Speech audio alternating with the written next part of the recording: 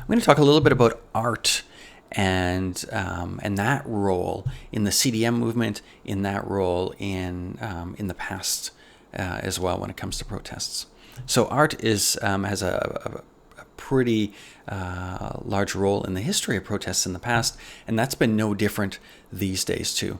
So it's been, and we see this around the world, that oftentimes it's artists and musicians and writers who are oftentimes on the forefront and on the front lines of these social movements. In the past, with protests, this has also been the case. I'm going to focus mostly on what's been going on now.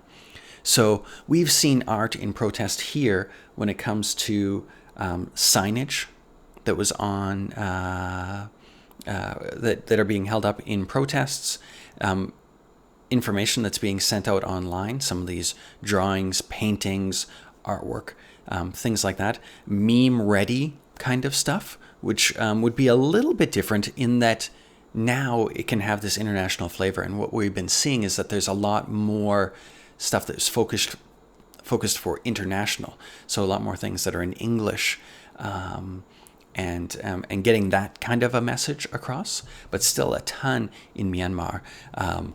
Some things that are focused on include the fact that the internet is being cut off for people and that people are in the dark.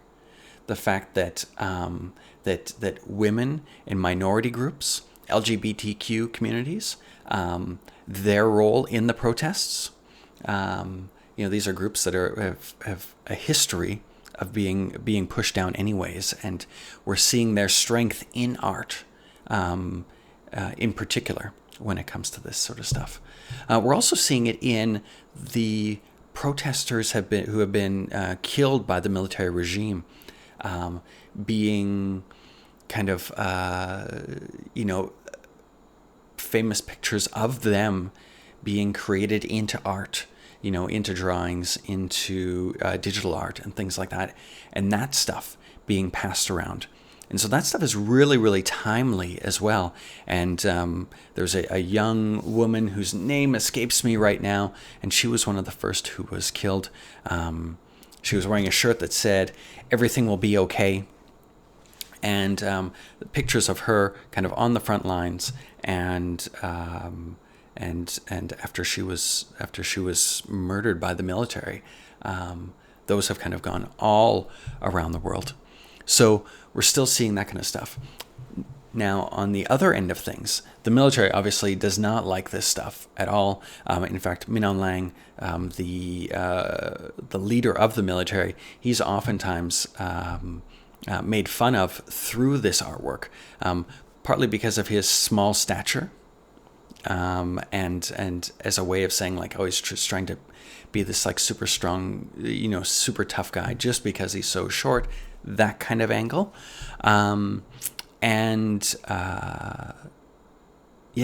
Anyway, so we're seeing these different sorts of things. We've seen the military target art studios in some cases, in Yangon and some other cities, being burned down, and artists being attacked, writers being attacked, these sorts of things. So yes, we're seeing kind of an international version of that here, which is new and exciting.